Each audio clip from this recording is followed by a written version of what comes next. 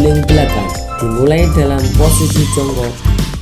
Mulailah dengan tangan lurus ke depan, lutut dan punggung lurus sehingga paha sejajar dengan lantai.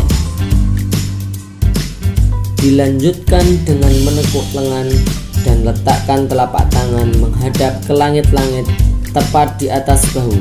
Pandangan ke arah pusar sehingga dagu menempel ke dada.